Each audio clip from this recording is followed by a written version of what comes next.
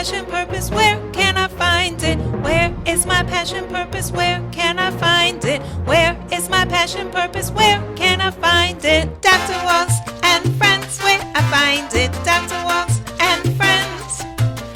Dr. Walls and Friends, where I find it. Dr. Walls and Friends. I find passion, purpose, inspiration too. At Dr. Walls and Friends, where I find it. Dr. Walls and Friends.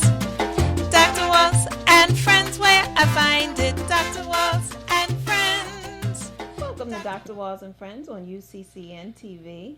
We are joined today with marriage and family therapist Mary May. How are you doing? I'm doing well. How are you? I'm doing wonderful. Good. It's always good to see you. I was just saying, get ready to say the same thing. It is so good to see you. Yes. So now I want you to introduce yourself to the audience. Some of them have heard you and seen you on panel discussions that we've done on other shows.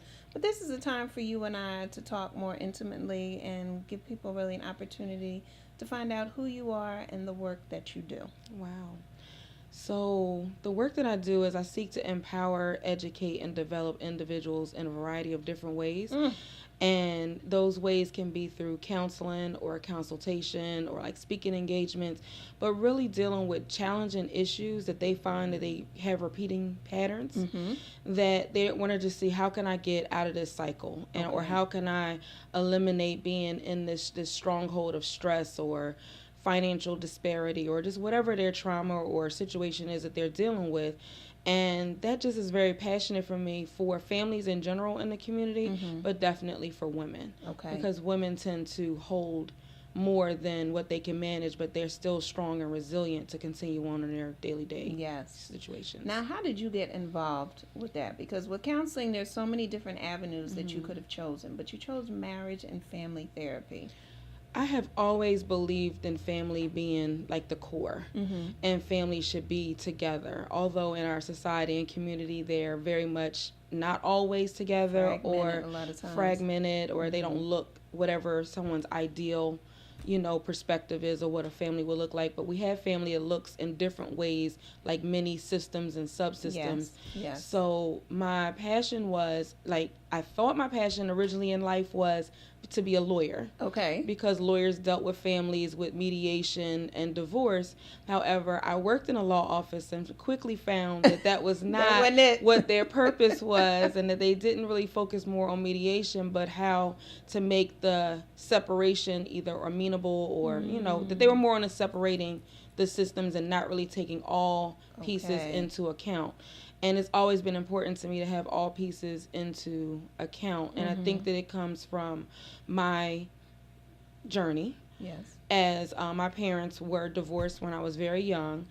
And although my mom never spoke ill of my father, he wasn't physically in the house. Okay. And that always concerned me, because me being the youngest child, I was always trying to bridge them together, as well as bridge my brother and my dad together, because my brother had experienced my father living in the home. And then my grandmother also has some pieces of the puzzle, where she was always working in health services community and welcoming individuals in the home. And she had several foster children, some that she adopted. So with the mixture of the two, I felt like I was always in the middle, mediating and trying to put pieces together and making sure that things were sustainable and healthy. It was always difficult because, who was I, this little girl coming and trying to put us all together, and I was the youngest, so the youngest didn't have a voice as others. But when I look at my rites of passage to the work that I do today, it's a lot of it is infused from that core experiences as a younger person in the universe. I thank you for sharing that story, because it's amazing the number of children of divorce and how many feel that they have that role to bring the parents back together. And as they talk about the inner child, for many it doesn't go away. No matter how old they become, they still want mom and dad back together. And so now here you are in the field working with families that are either deciding that might be a path. I saw that eye roll. So, No, because go I'm ahead. just thinking about the fact that although my parents were divorced, they were married for 16 years before their divorce. And when I would see them together, especially as an adolescent and into my young adulthood, they were the best of friends throughout Wow. their, like, and throughout my entire life until my mom transitioned. So it was difficult if I was to stay stuck on, well, I want them to be back together. Although I guess in the back of my mind, it probably was, they were always together. They just couldn't be in the legal binding document that sustained them as a marriage, but they were together as a unit throughout life. What a great lesson for you to learn and for you to recognize that. And I think about clients that I've worked with or clients that talked about families or their family life early on, and they would turn and go, I wish they would have gotten a divorce, or they were so much better together after they separated because I didn't have to listen to the arguing or feel the tension that took place. So that's an incredible learning that you had an opportunity. Yeah, and I didn't experience them really truly being married because I was 4. So I always experienced them as just being cordial and able to work things out from the separated perspective. But they were the best of friends and did a lot of stuff, especially in their later years. So now with the work that you do now, so now you have Butterfly Love I Consultations, do. LLC. LLC? Yes. So I felt like there should be a hand moment Yeah. that goes with that. So you have Butterfly Love. So let's talk about that name first. How did you even come? Did you start out with Butterfly Love, or how did the name come to pass? I didn't start out with Butterfly Love. I started as an entrepreneur trying to do the private practice with counseling and doing workshops and training in 2000. And in 2000, my business name was Therapeutic Consultations. As your earlier question, you're saying, how did I come to be a marriage and family therapist, and why did I choose that amongst all other areas? I don't like boxes. I don't like being contained, and I didn't want to have any limitations on what scope of work that I did. Okay. So when I was looking for graduate programs, I found Hahnemann, and that when I looked at the curriculum, I looked at the potential of what other professionals in the field with those credentials were able to do. That was how my mix came to be, a master's in couples and family therapy. Because although it is in family therapy, you're not limited to that. You can work within systems and training and building people up, or building relationships, and just a variety of different things, which is where Butterfly Love comes in. All right. And so it was therapeutic consultations before, with just private practice and periodically doing workshops and professional development. Butterfly Love, although I have a very significant passion for women's health and wellness and safe relationships and them being able to negotiate their emotions and respond more effectively, it's a holistic perspective where people transform every day. Okay. So they transform in their relationships to their professional life, to their personal life, and butterflies start from a cocoon. That's right. And as long as you view your goals in a cocoon, you remain limited. And again, I don't like limitations, so I like being able to challenge people to push forward and empower them to realize that they have the strength within, be it their personal relationship with their work, their profession, their child, their exercise, their health, their eating, whatever is important to them, that they can get the wings to fly and transform and empower. That's powerful. Yeah, thank you. I love that. Thank you. All right. Well, we're going to take our wings for a moment. We're going to Okay. take a quick commercial break. Okay. And when we come back, we're going to talk about some of the work that you do as far as with developing healthy relationships, Okay. some trauma, Okay. talking about, and some pointers for parents, Great. which I think will be very important. Great. All right. So we'll be back shortly on Dr. Walls and Friends.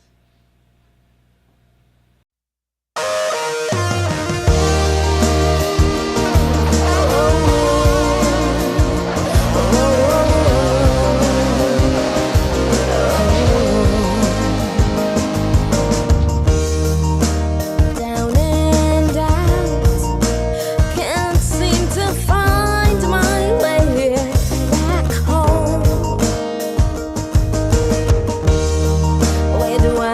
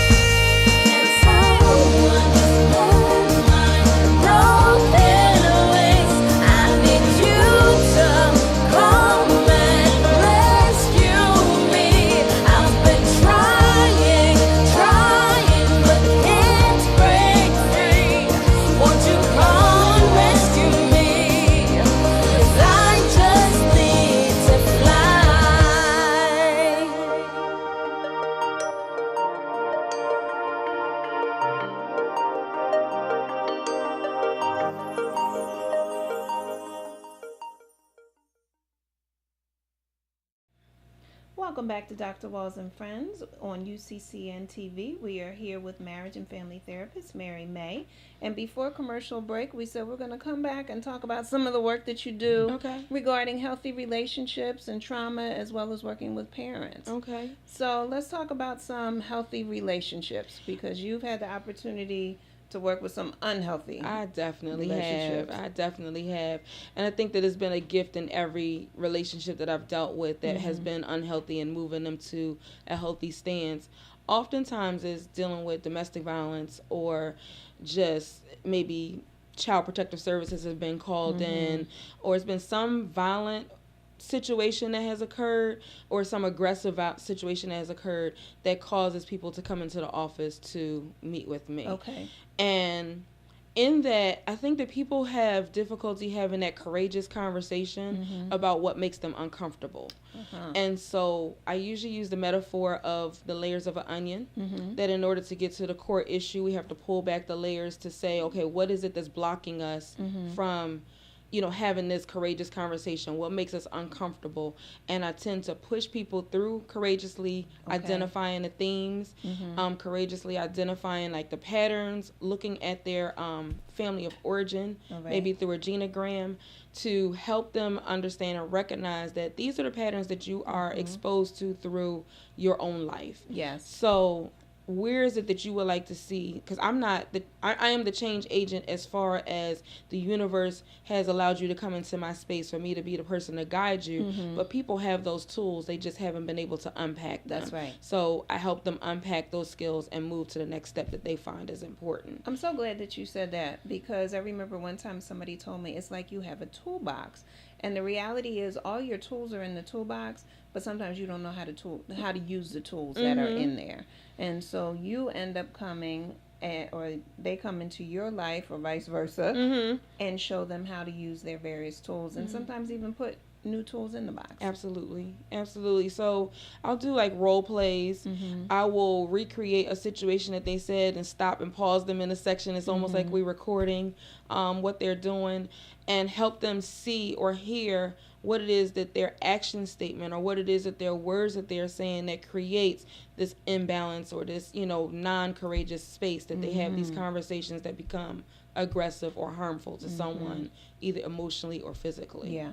And I think that's so important. One of the things when we talk about relationships and relationship development, it's often not something that's taught. Right. As some people say, it's caught, not taught. Right. But being an athlete, I let people know everybody can't catch. Right. So therefore, how do we make sure that the lessons are caught? We have to teach them. And so working with children, many times I will talk with them about relationships. What do they see in a relationship? What do they desire in a relationship? As well as exploring why. What are some of the pieces in relationships that you found where people have the most difficulty? Being able to say no. Being able to say no to situations that make them uncomfortable, or they're trying to people please, or they're trying to do what is socially acceptable as opposed to defining what's important to them. And in doing that, they get caught up in this cycle that once they get caught up in it, they're like, okay, well, I have to do it. And I mean, and the cycle could be different things. It could be, well, I have to have a certain car because I've graduated from grad school, and I have to have a certain house because that defines who I am. So if that tends to be the barrier or the challenge that the person is experiencing, we begin to identify, why is that significant? Like, why does it have to be a Maserati as opposed to a Mazda? So, and I just make that up real quick. That's but, fine. Those two cars.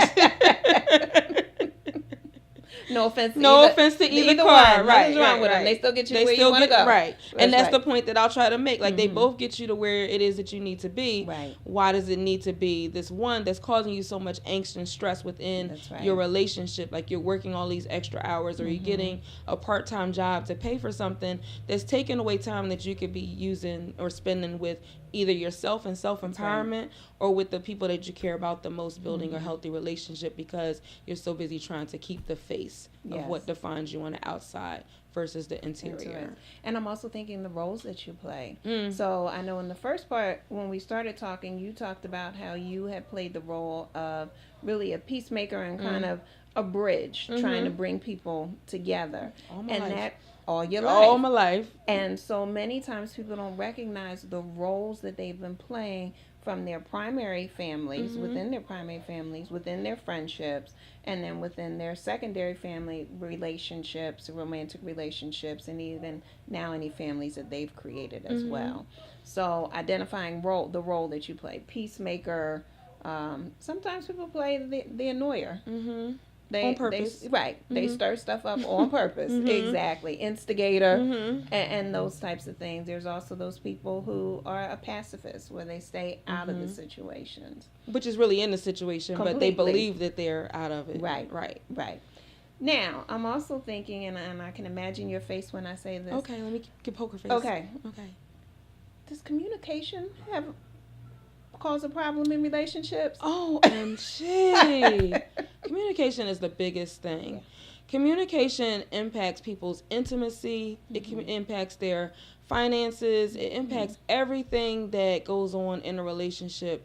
And sometimes couples come in and they're working from an aspect of believing or having an assumption that somebody has communicated something when it's just been an understanding. Like they're still functioning maybe even as an individual that is single, as opposed to, you know, collapsing their rib and becoming one unified unit. Yes. And so if I say, let's have a meeting once a week where you guys look at what the schedule is or what the finances are for the particular week and what we can and can't do, they're like, no, because she going to tell me or he going to tell me I can't do. It's not a tell. It's a conversation. It's an equal sacrifice of sharing what it is you can talk about and do things a little bit differently. And that is usually where they might throw a shoe in the middle of the floor or, you know, have a tantrum. And I said, okay, let's just be silent for a second. What's happening? That's right. And when you're in the moment and open to the what's happening now, you're able to create so much opportunity to have better communication and increase in their intimate time together, as well as just building a relationship in a different way.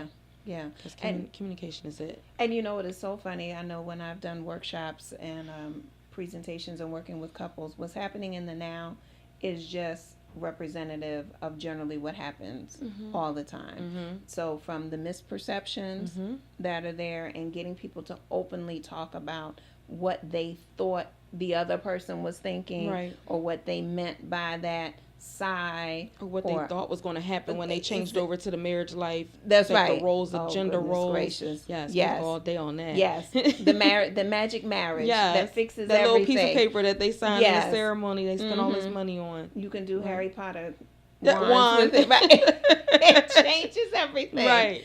So, but it's so important. You know, it's interesting. I wish I could remember verbatim the question that I get a lot of times, but the essence of it is, I know that I keep my feelings in and don't share my feelings, and I know that he or she doesn't talk. When should we come to therapy? Or when should we work on these things? And I'm going, now. The fact that you're aware of it, you need to start today. Right. Because you, somewhere in your universe, you've acknowledged that that's a challenge. That's right. And if you acknowledge it's a challenge, then okay, it's time to be transparent and have a conversation with somebody. Yes. So slowing down communication is very important. Sometimes having a third party. Any other recommendations that you have for people? Being open to the change. That it's not one person is the boss over you or anything like that. You have decided to take this journey to have this person as your instrumental partner. And in doing that, that partnership creates a different type of conversation. And not including outside people, you know, as far as your friends and comparing yourself to what they're doing versus you. You will have your solid commitment and solid communication on what happens in your universe and within your marriage, and hopefully it's all safe. If it's not safe, of course we're going to encourage you to, you know, reach outside those walls. But what happens in your house and how you build your culture and the things that are important to you should be what's important to you, not in comparison to everyone else. And you know, I'm so glad that you said that, because that's a conversation in itself. What is important to us? What are our values? How do we work as a team. I know a lot of times with families, with couples, I'll have them do a marital mission statement. Just like in a business, you have your mission and your vision statement. So what's your mission for your marriage? What's your vision for your marriage? Create vision board. Yes. So we have some clarity so that we both know what we're working towards. So if we either decide to shift, we shift together. If we decide that one wants to go this way, one wants to go the other way, it's a choice to come apart. But that way people are constantly staying in communication with each other to know how they're feeling about the relationship. And I think that it's important to pay attention to shifts, because shifts come developmentally. So every season there's something that goes on. Every year, like it's a new chapter in your life that you know things are happening, and to not do them in isolation. To always include your mate or have a conversation about what your thoughts are about, especially if it's a health situation or about parenting or about the activities, about saving for college or whatever vocational program the children are going to go to later on in life, that you have that honest conversation every time the season shifts, that you're constantly preparing, that you're not living in the moment and just, you know, trying to hang out with the Joneses. Yes, that's the truth. You mentioned parenting, so we're going to take a quick pause. Okay. And when we come back, we're going to talk about some positive parenting practices. Absolutely. That's a lot of P's. It is. All right. We'll be back in a moment on Dr. Walls and Friends.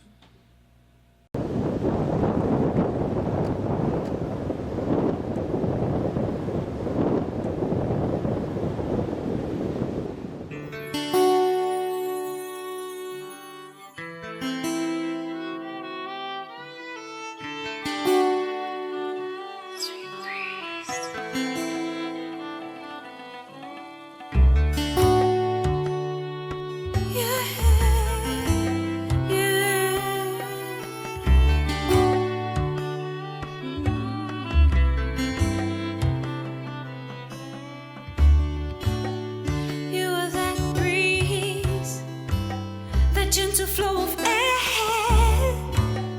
You are that breeze. You flow with effortless ease. You give me little nudges. You keep me on my feet. You blow in my direction and give me some relief. Now.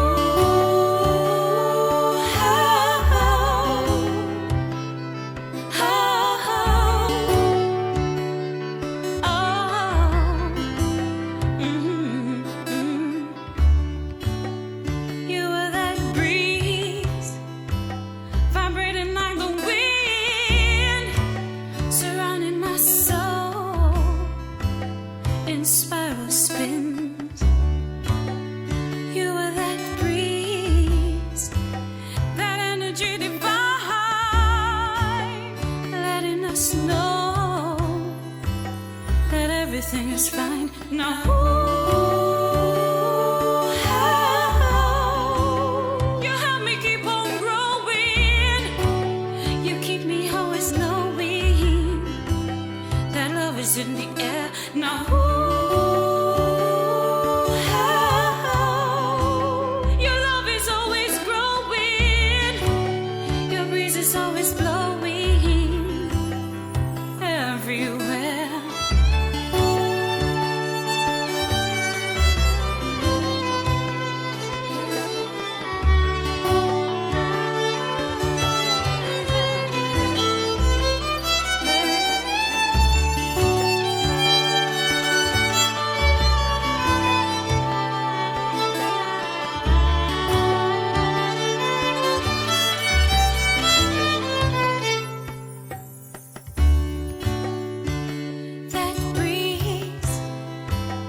Treats me with ease, shows me all those possibilities, helps me remember that I'm not just my body, I'm so much more, I'm so much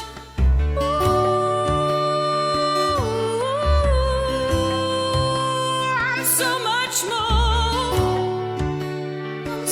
Much more, yeah, that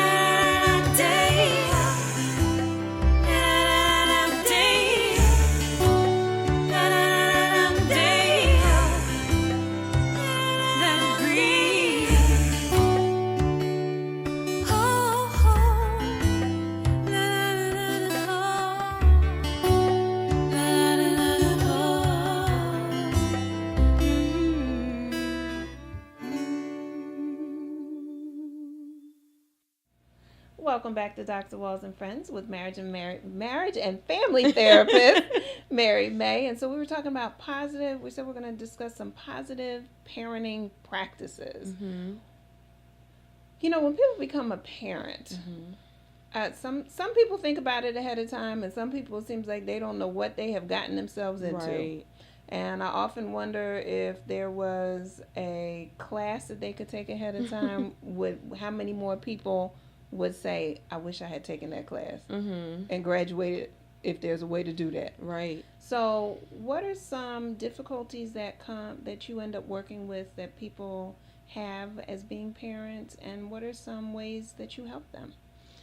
I think one of the challenges is personal acknowledgement, and personal acknowledgement that maybe the way that you're doing things is not necessarily the most effective way. As well as personal acknowledgement that yes, you are a parent, and that means like an equal sacrifice for you and your children, or you and your children and your spouse or your mate, however your constellation looks. And not having battles with children, like going back and forth. That's a big one. That is really a big one, especially working with adolescent children and parents, is that they find themselves in a power struggle. But those power struggles really start from the younger years, when they were like 2 and 5, and some of the behaviors that were undesirable, you thought that they were cute. You may have posted them. I'm gonna just use social media, or that you highlighted them at the cookout and the family reunion, and then you end up giving permission for the child to say, okay, well, when I do X behavior, I'm going to get glorified because I'm going to get a high five, or I'm going to get a giggle, and I'm going to say, oh, do it again every time cousin or aunt come through the door. Let's rehearse it and do it again. They did. Right. And that has pros and it has cons. The pros, you can use it and reshape it, that it's building someone's self-esteem and building their character and building their independence to have their own independent decisions. But you have to pay attention as the parent, is it appropriate, age appropriate, to what it is that you are giving permission to. So if at 2 and 5 you want them to pop, lock, and drop it in the middle of the floor, you have to expect that when they become a teenager, they're going to do that, but probably with some more adult overtones to it. And you gave permission to that, and in a different company, because you now say do it in front of everyone. That's right. You giving permission for that to be okay in the earlier years. So I think taking that personal acknowledgement and responsibility about what we are shaping and molding, and how it is that we want that to communicate when they're in our presence and when they're not. And that, I can say, is probably one of the largest communication challenges when you're using a word, or like trying to teach parenting skills, or shifting the way people parent now to something different, because life today is very, very different than when we were growing up, or when that parent was growing up. And people are exposed and have access to so many different things that parents assume that once a child becomes in that adolescent age, that they don't have to have supervision and they don't have to be involved, and that the child can be super independent while they go and work multiple places, or they create their own social life because the children are older. And just like reshaping what that supervision and responsibility is, again, goes into personal acknowledgement. And I'm also hearing values. Value systems, yes. The value system of the family, making sure that they are conveyed, making sure that they're taught, not just caught, making sure that they're taught to the children and held up to the entire family. It's funny, as you were talking, I thought about one parent that said to me as their child was 12, like, when does this end? And I sat the parent down and I looked them in their eye, and I said, it doesn't.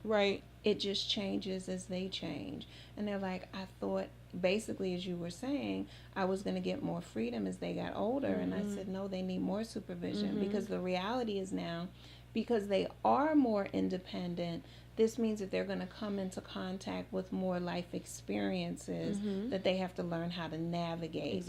And so either they will try to figure it out themselves, they will turn to friends who are very much on the same level a lot of times, or they can have someone who's already been through it and can provide them with some wisdom and some knowledge, such as yourself or someone that you know. And so they were like, oh. And so I think sometimes in parenting, people haven't figured out certain things, so they'll send the children out, figure it out yourself, because they're still trying to figure it out Right. too. And trying to build coping skills and stuff like Right. that too. Which then creates patterns. And anxiety. Yes. And depression and all these other labeled things that we tend to work with a lot of times. Mm-hmm. Another thing, I don't mean to shake the room, Go for it. but I shake tambourine. I shake know. the I was like, room. I'm gonna shake the room. Right.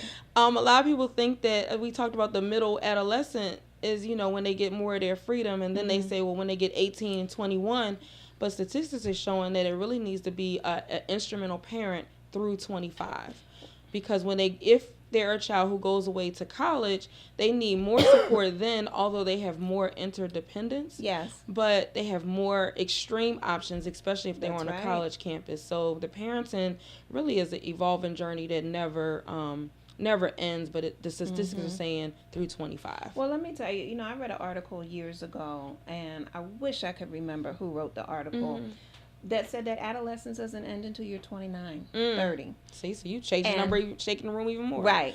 And I often tell people of that age that because, and how I even reframed it was that you are just a teenager with adult privileges when you're in your 20s. Right.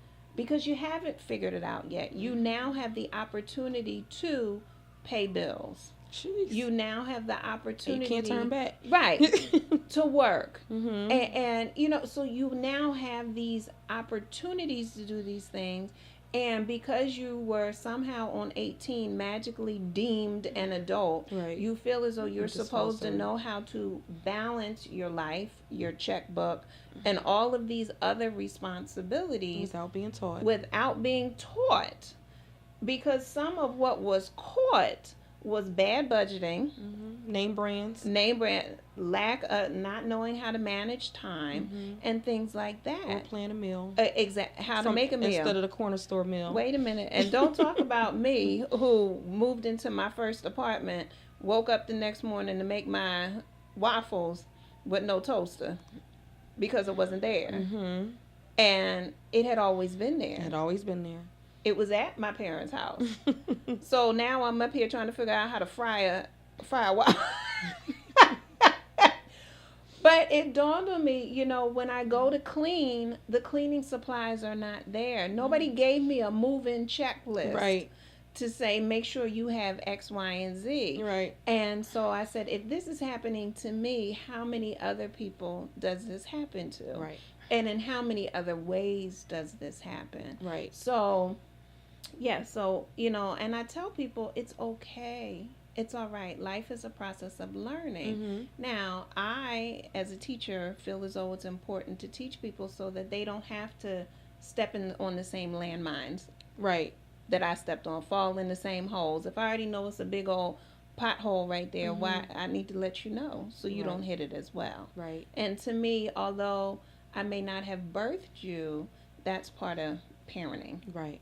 to me. And I guess that's part of that whole, it takes a village. Definitely. As you were speaking, I was thinking about just, I guess, another thing in parenting that parents don't often think about is that how they navigate through their adult relationships. Yes. They are basically a mirror for their children. Even though they say to do something different, they're actually showing them what is acceptable or what That's it is right. that we do. So if they have multiple partners or multiple just situations, we just move from one thing to the next without healing Without resolve. and resolving or Yes. closing those chapters and pouring into their spirit like ways to rejuvenate, Yes.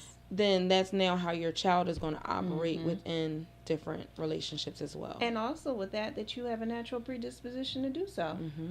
Because these are your parents, and you take after your parents in so many ways, nature, nurture, that it may be an automatic way in which you choose to respond. So there has to be a light switch that comes on, an awakening that comes in to say, no, you need to do it. This is the healthy way. And it may be a little harder because this may It not takes be work. the natural way for you to respond to situations. But if you work on it, it can become more habitual. Right. It's just like if you want something healthy in the neighborhood, you can't go to the corner store. You That's have to right. drive a little further out That's right. to get it. So if you're trying to use healthy tools in your relationship, how you interact, you might have to push yourself a little harder to get to it, as opposed to just going to what's comfortable That's and, right. and I guess safe in some ways until you realize something different. And coming to talk to individuals such as ourselves. Absolutely. Right? 'Cause Who've we're gonna been really trained push in 'em. this. Yes. That's right. We are definitely We're going to push them. Yes. We're going to go to the board and draw it out, map it out for them, and help them see what it is that Exactly. they're willing to see. And if they stop us, we're going to help them process why they stop us there. Yes. Well, it has been wonderful talking with you Absolutely. today. Are there As any always. final words? Yes, as always. Any words of wisdom, inspiration, encouragement, empowerment Oh, wow. that you'd like to give to the audience before we go? Don't inhibit yourself with any boxes. Any opportunity that you have, recognize, is it opportunity as an option, or is it an opportunity that is realistic that you should follow through, and just don't put any limitations on yourself. Okay. And don't allow external resources to put limitations. If someone is trying to contain you, there's a reason, and God has a universe for you. And so if people want to get in contact with you, where can they go? They can find me on Facebook at Butterfly Love Consultations. Okay. They can find me on LinkedIn under Mary May, as well as Psychology Today under Mary May. All right. Perfect. Yes. And I'm in Bala Kenwood. Yes, in Yes. Pennsylvania. In Pennsylvania. That's right. Yes, but I do travel. Okay. Yes. Perfect. Yes. All right. Thank you once again. Thank All you. right. And we'll see you again real soon on Dr. Walls and Friends. And friends, where I find it, Dr. Walls and friends.